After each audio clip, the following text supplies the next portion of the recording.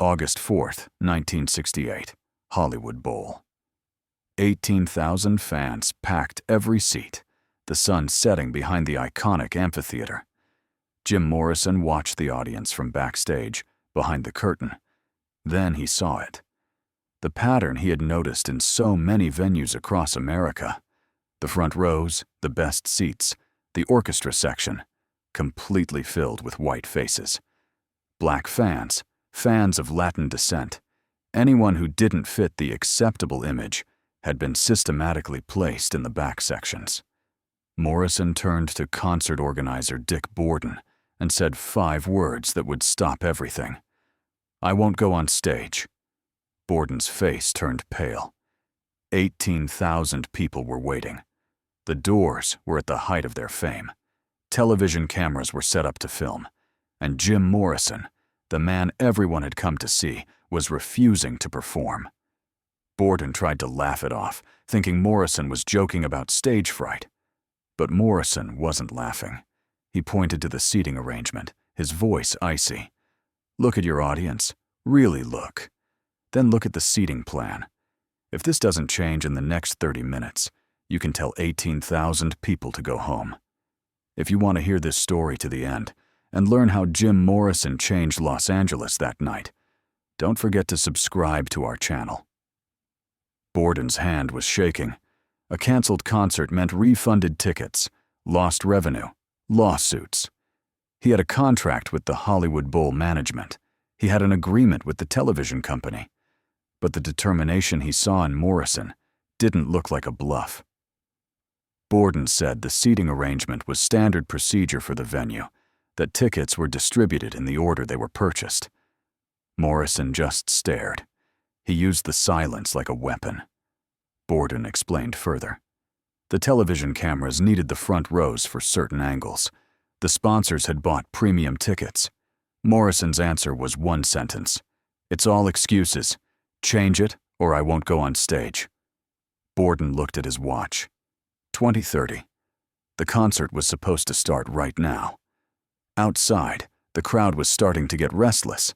He picked up his walkie-talkie and called venue manager Andy Fletcher. The words coming out of his mouth sounded unreal. "We need to change the seating arrangement. Now. Immediately." Fletcher's voice crackled over the radio. The seating arrangement couldn't be changed. The tickets had been sold. People were seated. But Borden's next sentence silenced Fletcher. "Jim Morrison won't be coming on stage. If we don't change it, we're canceling the concert." A long silence. Then Fletcher's voice, softer but tense. "What exactly do you want?" Morrison's request was simple. The empty seats in the front rows had to be opened up for the Black and Latino fans in the back. The entire orchestra section.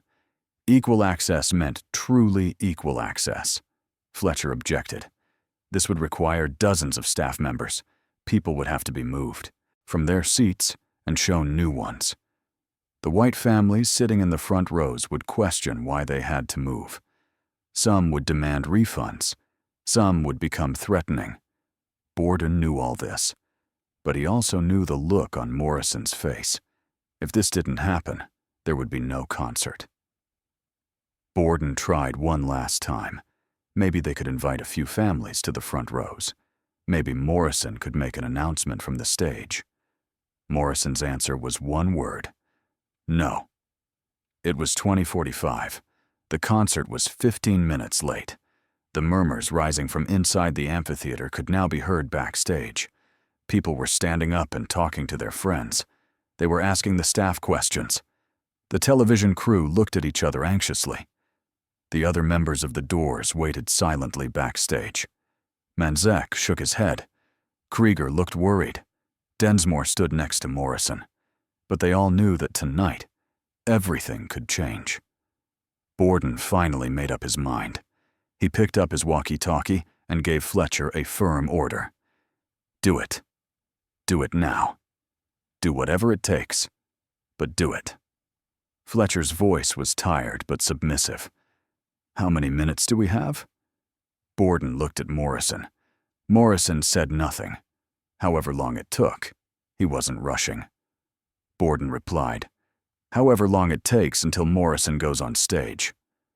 Fletcher's heavy breathing could be heard over the radio. Then he initiated organized chaos. 15 Hollywood Bowl employees were put on emergency duty. Fletcher gave them a simple but difficult instruction. Politely invite every Black, Latino, and Asian fan in the back sections to the front rows. Give them the best seats. Show the objecting white families other seats. Accept refund requests. But no matter what, make the front rows mixed. The staff were stunned. Some were uncomfortable. But there was no debate in Fletcher's tone. This was an order, and it would be carried out immediately. It was 21 past when the first staff member went to the back sections. The concert was 31 minutes late. 16-year-old Marcus Williams was still sitting on the back terrace, far from the stage. A staff member approached him and asked, "Would you like to move to the orchestra section? It's free. We're giving you and your friends front row seats." Marcus initially thought it was a joke. Other Black and Latin fans on the back terrace were receiving the same offer. Some were skeptical. Some accepted immediately. Marcus stood up and followed the staff member. His heart was racing as he descended the stairs. As he approached the orchestra section, he saw some white families being removed from their seats. Some left quietly. Others protested loudly. One man yelled, "I paid $15 for this ticket," the attendant said calmly. "You can get a refund or move to another section." The man stormed off. Marcus sat down in a seat in the fourth row of the orchestra section. He stared at the stage. He had never seen the stage so close up.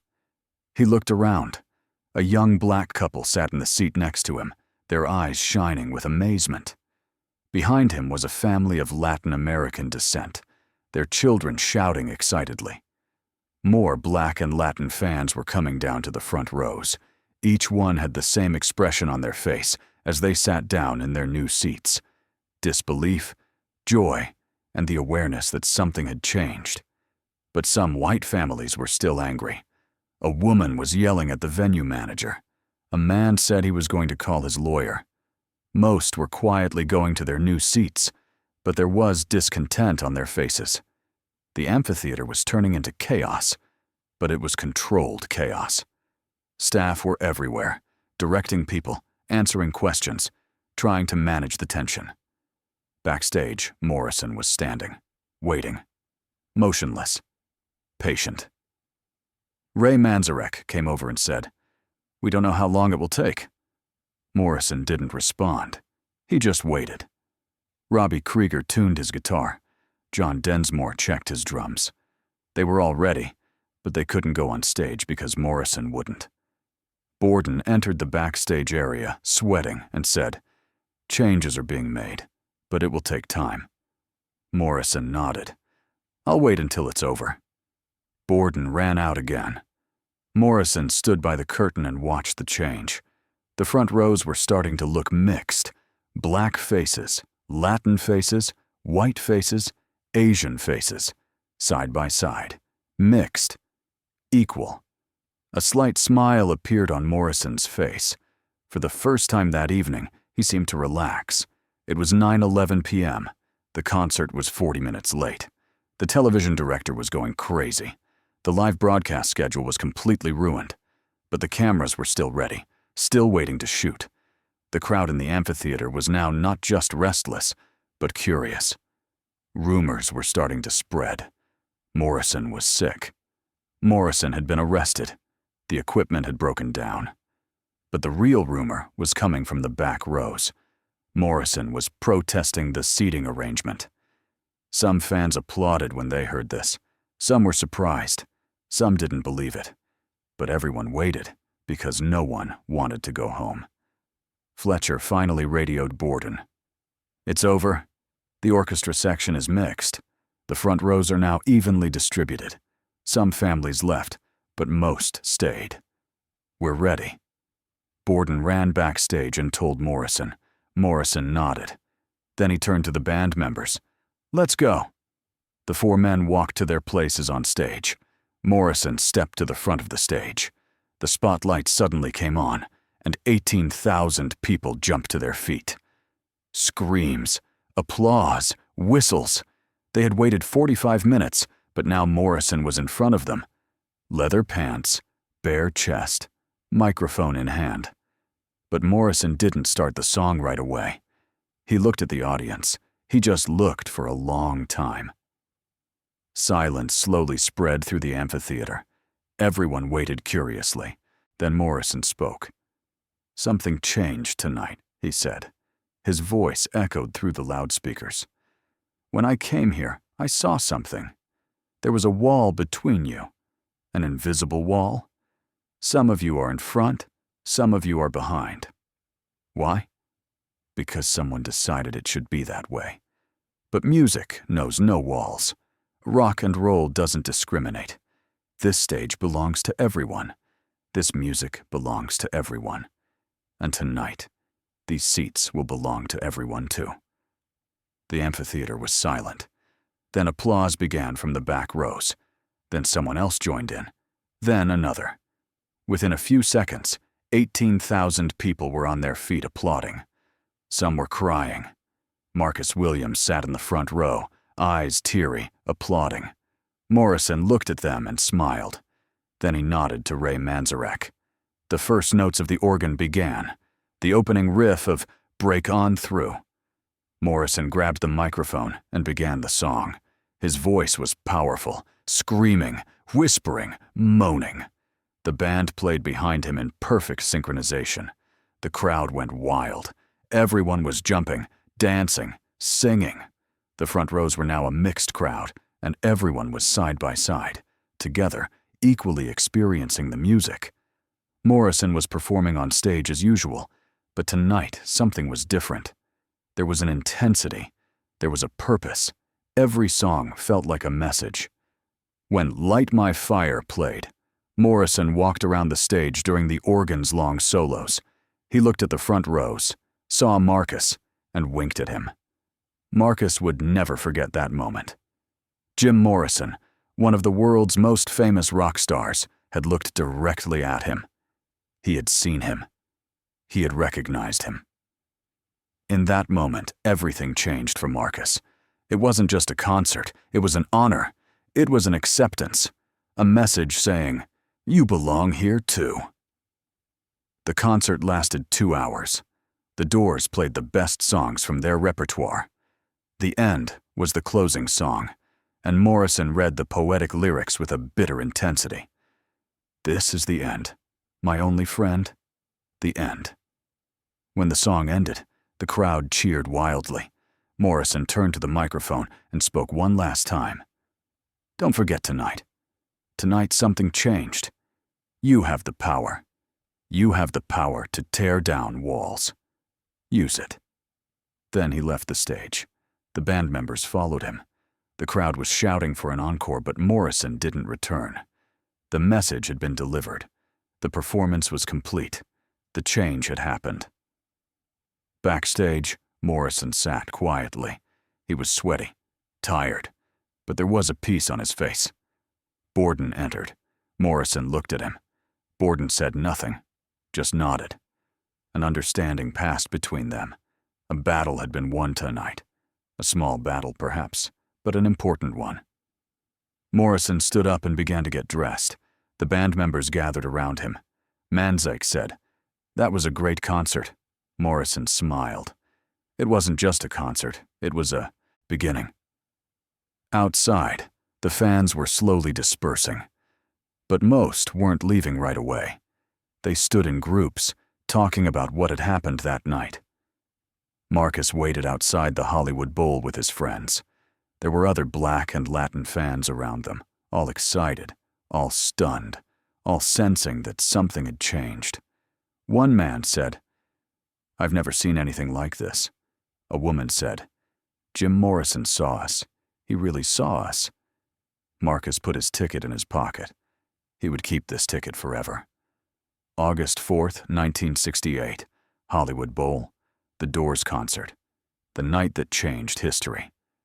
The next day, the Los Angeles Times mentioned the concert, but didn't mention Morrison's protest. It didn't mention the change. It just said, "The concert started 45 minutes late." But the rumor spread.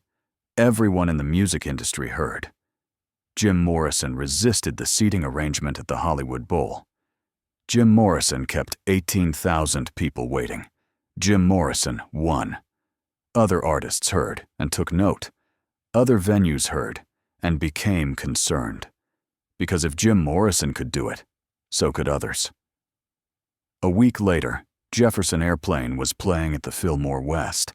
Before the band took the stage, they checked the seating arrangement. Were the front rows mixed? If not, they wouldn't go on stage. The venue management panicked and changed the arrangement. 2 weeks later, the Grateful Dead made the same demand. A month later, Janis Joplin. Morrison had started a movement, perhaps unknowingly, but he had started it. And this movement was spreading. Los Angeles concert venues slowly began to change their policies. Open discrimination was no longer possible. Artists were paying attention. Fans were noticing. And no one wanted to risk a backlash like Jim Morrison's that night. The Hollywood Bowl management did not make an official statement. But a week later, the venue's seating policy was quietly updated. The phrase, "seats assigned in order of ticket purchase," was removed. The phrase, "equal access for all guests," was added. Fletcher, the venue manager, never again organized seating by race after that night. Because Jim Morrison taught him it was possible, change was possible. And sometimes, one person's resistance could change an entire system. Marcus Williams tried to attend every Doors concert after 1968, but none were as special as the Hollywood Bowl, because that night wasn't just a concert. That night was a lesson. Jim Morrison taught him that he had a voice, he had power, and sometimes you just have to wait. Wait for change. And Morrison had waited. 45 minutes. He had kept 18,000 people waiting. He had risked his career. He had risked his money. He had risked everything. Because there was a principle. Music belonged to everyone. The stage belonged to everyone. And the seats should have belonged to everyone too.